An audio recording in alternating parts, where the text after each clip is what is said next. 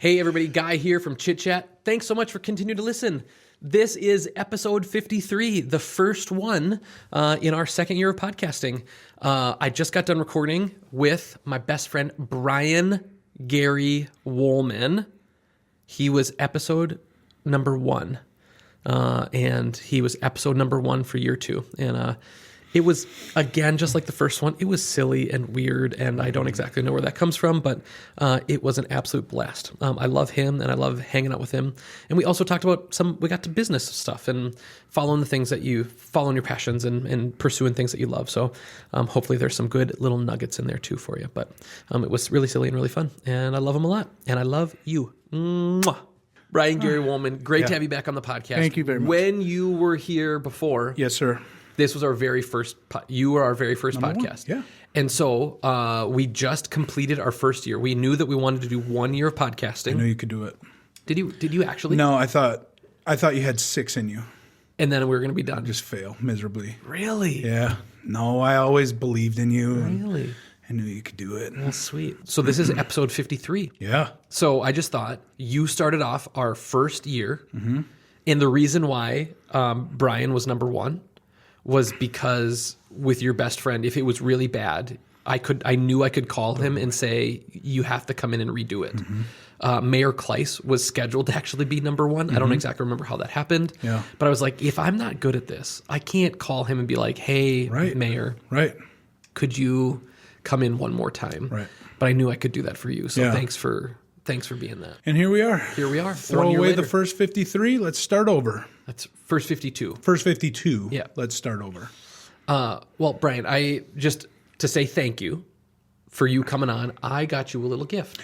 I got you a gift. No. Yeah. Who goes first? Paper, rock, scissors? Yep. 1, 2, 3, shoot, obviously. Yeah. 1, 2, 3, shoot. So I go first. Okay. Because you won. Yep. So I had these left over. They're a few days old. They should all be there still. But some Valentine's Day chocolates. It's a Valentine's Day chocolate with a puppy on there. What a cute puppy. Yeah. I've always kind of said you're a little bit like a puppy. I am the golden retriever. Of friends. Yeah. Yeah. Little scratch behind the ear. Such a good boy. Yeah, I am a good boy. Goes a long way. Yeah. Can we have one of these? Well, there's 11 in there. So, and if I've done my math correctly, there should be 5 for you. Okay. And 6 for me. I mean, that's only fair since you brought them. Unless there's more than one coconut one, then you can have all of the coconuts. Do we try them together? Because it looks like they're kind of paired up here. Yeah. Kind of. Can we do this one? Cheers. Cheers. Oh, that's a caramely one. Really nice. Well, I think this is actually kind of perfect. Yeah. Look at this here. This is a back scratcher. But I didn't even know that we were going to have chocolates today. If you have chocolate in your mustache, look at this. Yeah, there's a little comb. It's an extendable back scratcher. Mm-hmm. I'm just going to leave that here while you're having chocolate. Just reach over and... While you're doing that, could you... It's not really meant for that. It's more of a mustache thing. I get it. Great. Yeah. Great. I like it. Presents given. Wow. This is... And now I have caramel in my teeth, so I'll wonder if everybody can see it the whole time. Yeah. Or hear it. Mm-hmm. Oh, yeah. Sorry. Okay. Brian, thanks for coming. Being guest number 1 and guest number 53. I'm so excited. Really, really appreciate it. Brian, I mean, the unique thing is that we had no listeners 1 year ago. Mm-hmm. And so I just kind of want to reintroduce people to you. Brian is a barber. I am. He's a really good barber. Thank you. He cuts primarily and almost exclusively men's hair. Yep. So if you're a fella listening to this and you're in the central Minnesota area, you should find Brian. Yeah. And you should go get your hair cut by him. Yeah. Brian, what do you love about being a barber? Oh, man. I think I just love the conversations, the camaraderie. I live in a house full of ladies. Mm-hmm. I have 3 pets at home, 2 daughters and a wife, all female. And it's just good to be around dudes sometimes. So that's a big plus.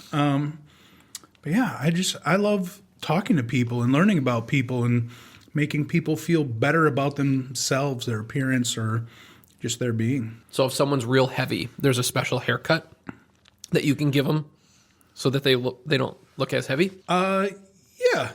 So you're asking for a friend? Yeah. Let them know I could help. Hypothetically, if someone was eating some old chocolates, you know, Yeah. the next day, you could help them out. Yeah. Okay, so you probably hear, you know, while people are sitting in your chair, you probably hear the absolute wildest things. I do. Do people feel comfortable telling you things that maybe they shouldn't tell you because they don't know you that well? And like, is there something about that? Maybe you're not like actually looking at each other, right? You're not like you're standing behind them as you're cut. You know, like is there a piece of that? Like, why do you think that happens? Yeah. Other than the fact that you're a great dude and people like thank talking to you. It is weird. So I am standing behind people, but one thing that I do is still make eye contact with them through the mirror. Yeah, so right. it's really weird. Like I feel like I look people in the eye all day, but I'm standing behind them. I think people do tell me things that maybe they shouldn't, or maybe just like they can't tell anybody else yet. Like, hey, my wife is brand new pregnant and they're not at a stage where they've maybe even told their parents yet. But How many people do you think have told you for the first time that they were going to have a baby? oh man, I mean, a lot. Yeah. A lot of people. I think I'll be celebrating either 24 or 25 years of cutting hair in April. So it's so many. Yeah. But yeah, I get to know when people are going to ask a significant other to marry them before. So they want, they're trying to get ready. They want to look good for something special, something fun. Yeah. Yeah. Yeah. So it's kind of fun. Yeah, that's cool. I get to hear those things. But as far as stuff they shouldn't tell me, like, no, I think like nothing illegal. Right. I don't think. I don't pay my taxes, and I haven't for 20 years. Yeah. I haven't told anybody that you told me that. I haven't mentioned it to anybody. Yeah, good. Yeah. Okay, so your salon, your shop, was in St. Cloud for a long time, and you've now been in St. Joe for the last 5-6 years. How many years is it? Yeah, I think it was 2018 that I moved out there, Yeah, so 6 years. or early 2019 maybe. It's cool. What have you loved about being in a little bit smaller, quieter community? Well, I don't think it's necessarily maybe a quieter community. I feel like it's still In comparison to St. Cloud, it feels quieter, yeah, maybe there's a lot of commotion happening around town, I guess, but especially next to the meat market. yeah, you're Brat right. day? So you just answered my question. What do I love about being in St. Joe? I am hardly a stone's throw from the St. Joe meat market. Right. Like beef sticks, you know? I just love that St. Joe is becoming a town where people are going, and it's fun. It's close to home. I love being close to home. I love that a sign the size of a business card scotch taped to my front door. And It's not the size of a business card. It is a business card. yeah, it's a business card. Yeah. I think it's even your old business card. It is. Yeah. It's hard to get into Brian. You know, you got to schedule it a ways out, and Yeah.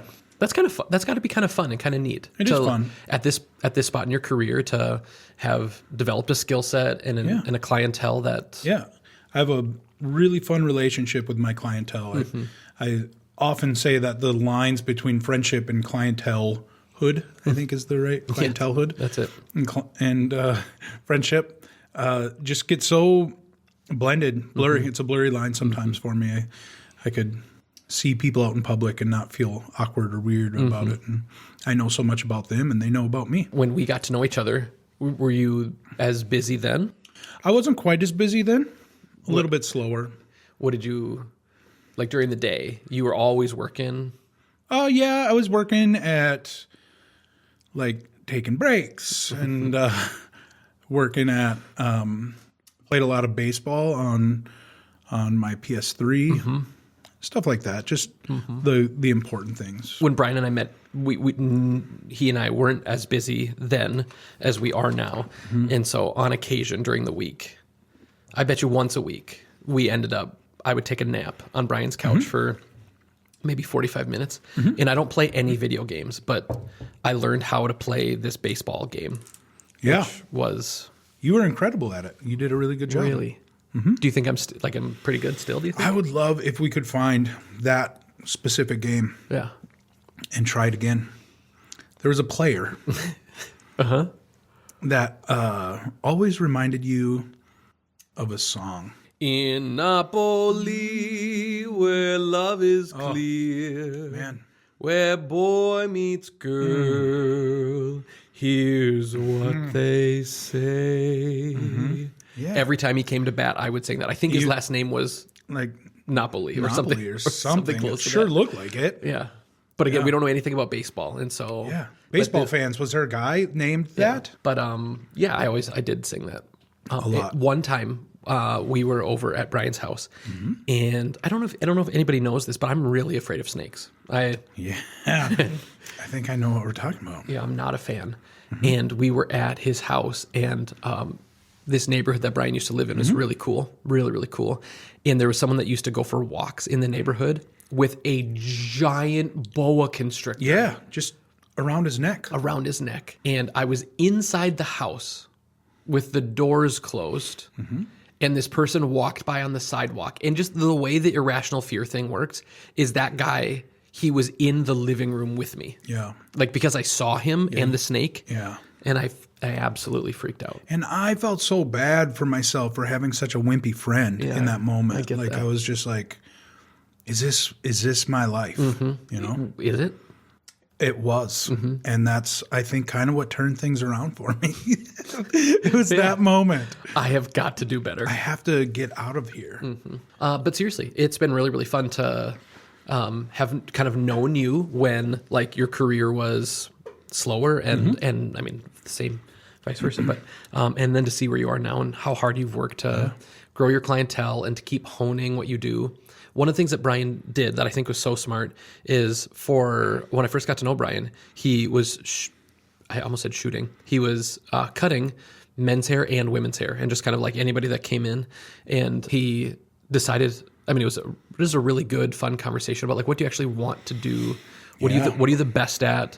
If you could only do one thing, what do you want to do?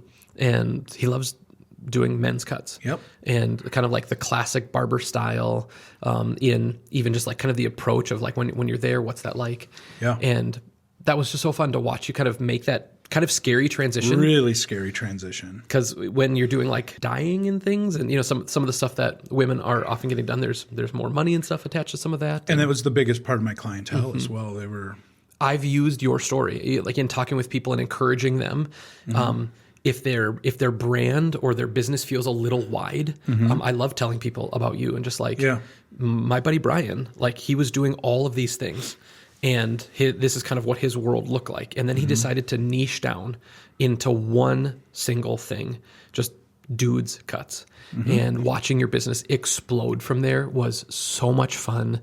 And just I'm still so proud of you, and it's been fun to watch you. And thanks for the encouragement to do that too, because we had lots of conversations about it, and you were a good kick in the pants for that. Yeah, I mean, I guess if you're listening to this in general, like entrepreneurship is hard, running a business is hard, and if you do it alone, it's impossible. And when you have people in your life that you love and trust, listening to them and like hearing their encouragement, which was what you did, and the way that you've encouraged me, aspects of our business have been so helpful.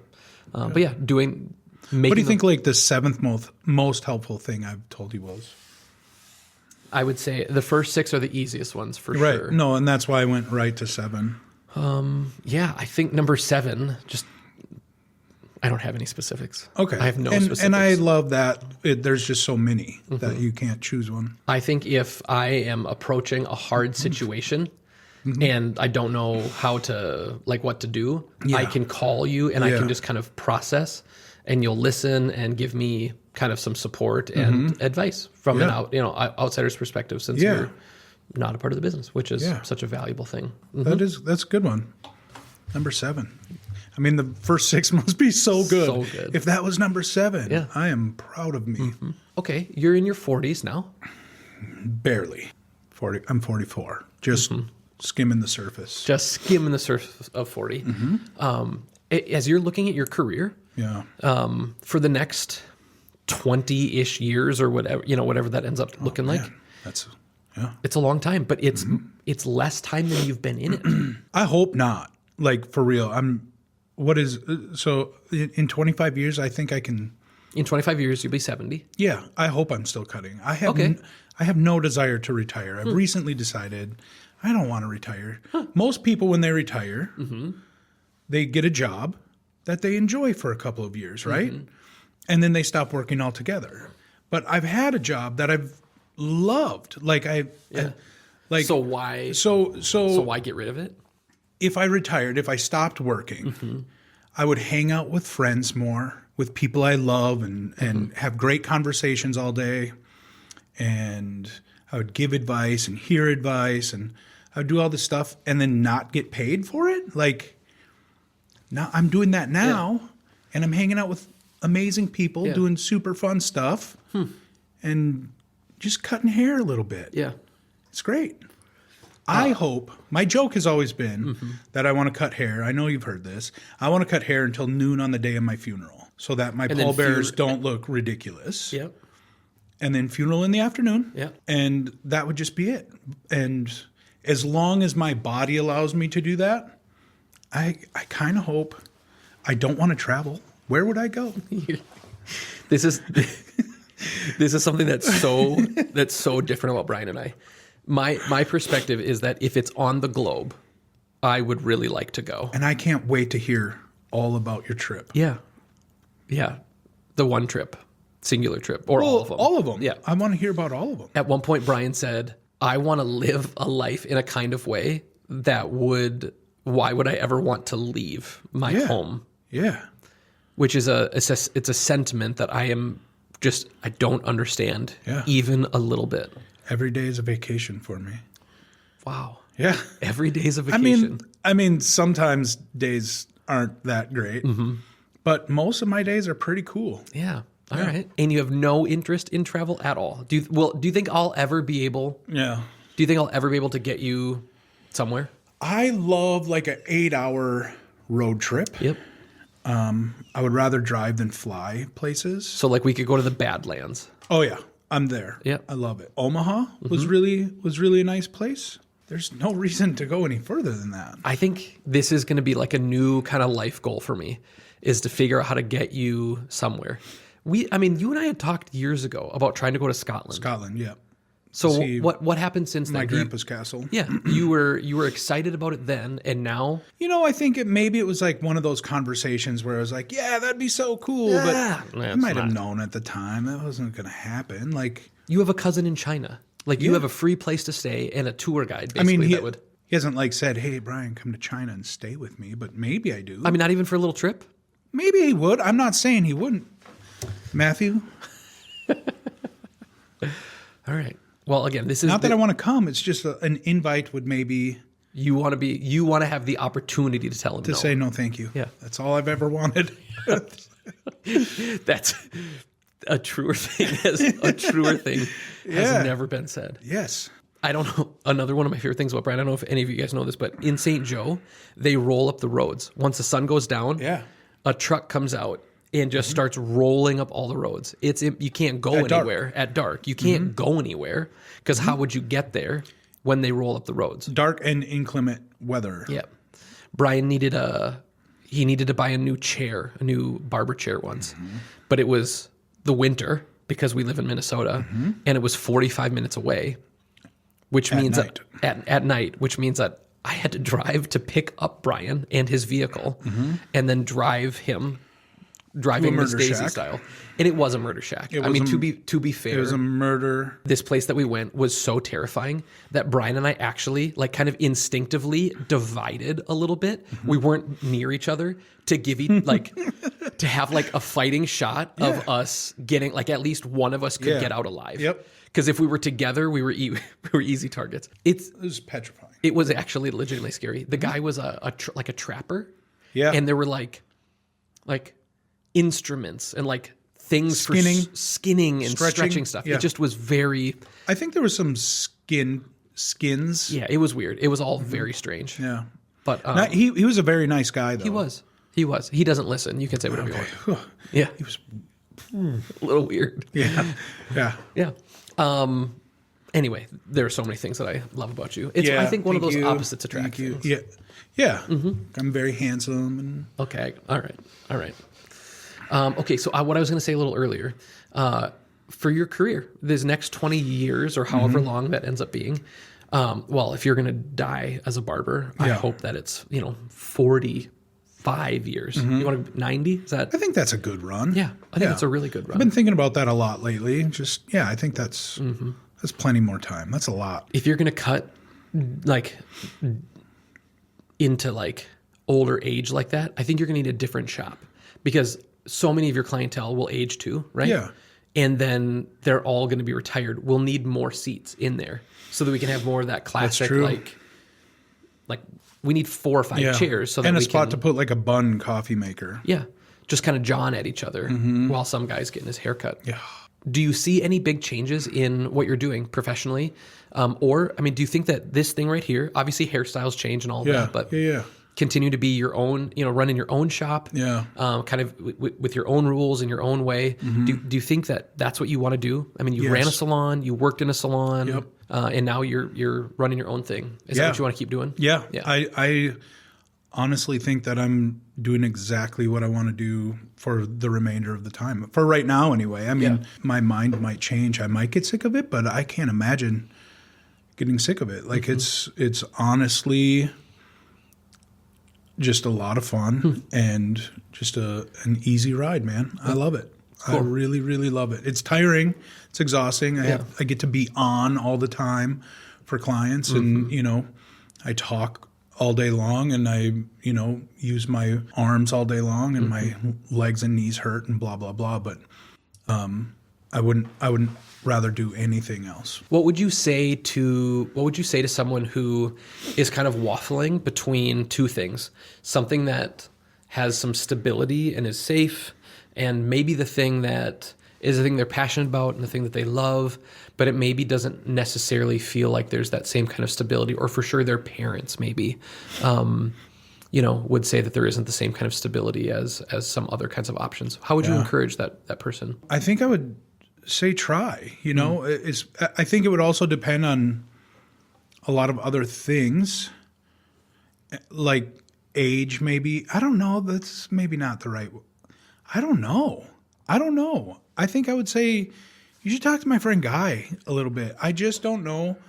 I mean, it's worth it. Every single thing is worth it. But it was also a lot of years of hard work and not having stability before this happened. Yeah.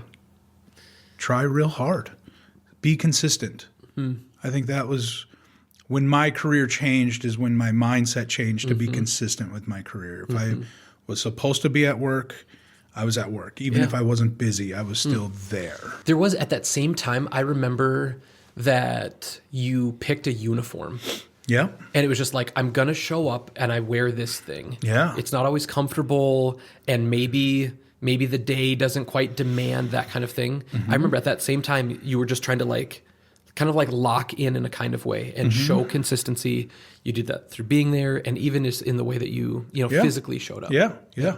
I think I went almost a whole year with wearing a bow tie every single day to work.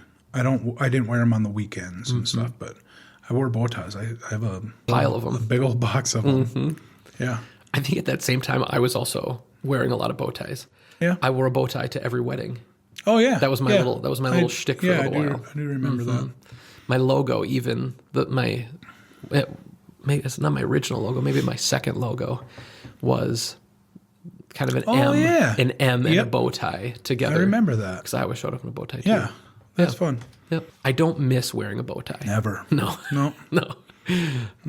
But there was something fun about building a brand and about just the consistency of I know exactly how I'm gonna show up. Yep. And now I've been able to teach a lot of grooms how to tie a bow tie. I try to tell guys don't wear a bow tie if you're gonna get a clip on. Yeah. Don't do it. It's not worth it. It's just not worth it. Yeah. But I can. It feels a little bit like a comb over. We can all see, dude. Yeah. We can all see. You're not fooling anybody. Yeah. And no one's judging you for it. Nobody cares. Cut it off. Yeah. Or don't wear it. No big deal. Right. Every time I see a bad haircut, I think of Brian. And if there's a way that I can discreetly take a picture, our cell phone, the photo reel in our text message is full of interesting haircuts that I see out in public. So many. And then I send them to Brian and I ask him, like, what do you think of this? And the rest of them are your haircut. And like you asking me, what do I think of this? Yeah. We're growing my hair out right now. So good. And I say we because I'm not growing it out. No. Me and my barber are growing it out. It's a journey that we're on together. Yeah. We're right going next to you. We're going for something called the 90s attorney. Yeah. This is what we're working on. Yeah. So think back to like maybe like a John Grisham kind of novel or movie. It's that kind of look. That's what we're going for right now. And I think you've achieved. Yeah. Like you're done? no, Fiend? No. Now it's just like maintain sort of better. Like you're a bottle of wine now. You're now it's just time. Corks in it. Oh yeah, you're sealed. Huh. But now it's just time to let it age. Wow. All right. Well, great. I would say get yourself a barber, and Brian could be that barber if he can get in. And then, that's another thing. Like when I sit down to get my haircut, he always does this silly thing where he says, "What are we doing today?" And I say, "Don't say stupid things," because A, he doesn't mean it, because he's going to help make the decision, and I legitimately like different heads. I think I like sitting in when he's doing haircuts. So I've seen him do it countless times, but different head shapes, like they lend themselves better to different haircuts. Yeah. And your barber knows that more than you do. Yeah. When someone comes in with a really bad haircut and they're like, I just want I just want to trim up this really bad haircut. Yeah. How do you lead someone through that? Well, I don't want to give away too many of my trade secrets because if one of my future clients hears me say this line, they'll be like, he thinks my haircut is bad. So you're going to kind of make me give away my tell. But oftentimes I would say, like, we can totally do that. Or I could kind of help update the look by doing this. And maybe, so I use words like updating or restructuring the way something is layered rather than saying we're going to cut this part off. Because it's bad. I'm just restructuring the way that it's cut. And, yeah. You're so nervous right now. I'm nervous.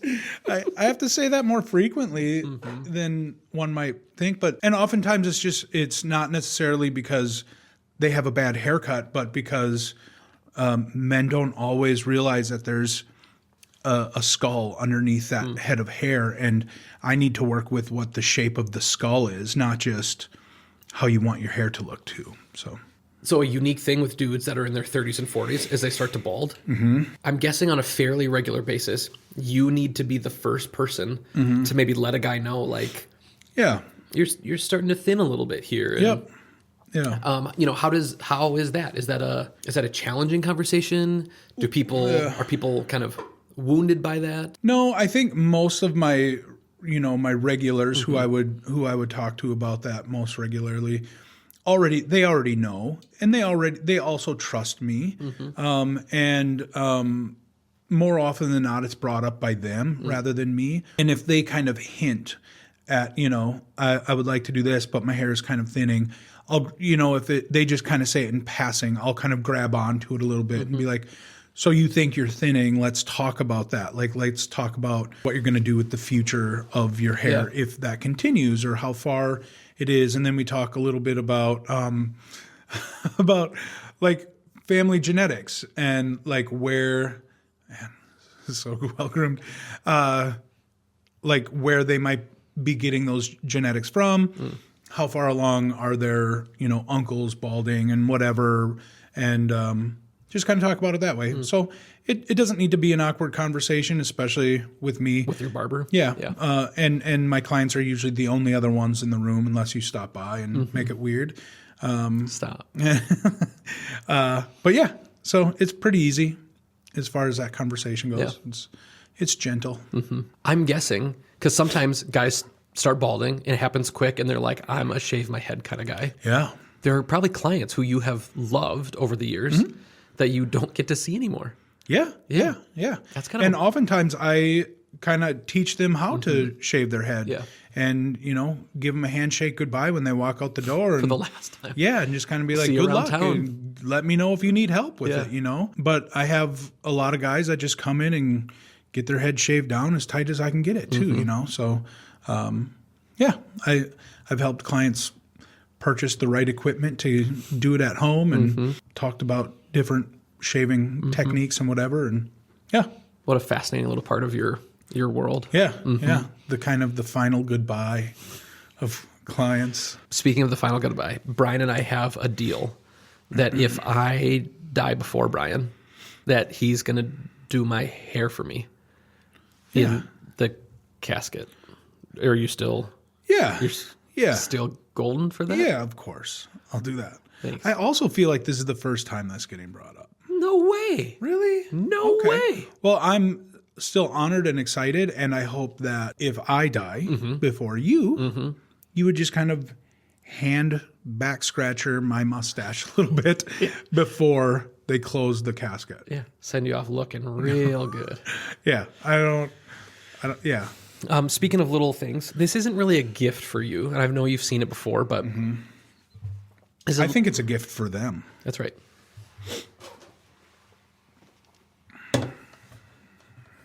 What you got here is this is a frame, picture frame that hangs up next to my desk. Brian and I shot this in the style kind of made popular in the 80s. Yep. Yeah. And sometimes you would see it with like people and their pets or children. Siblings. But for those that are just listening, it's a picture of Brian. He's the hero of this photo. He's playing a ukulele and he's looking up into the distance. And then I'm floating up there, just my face with a really terrible kind of comb over of sorts.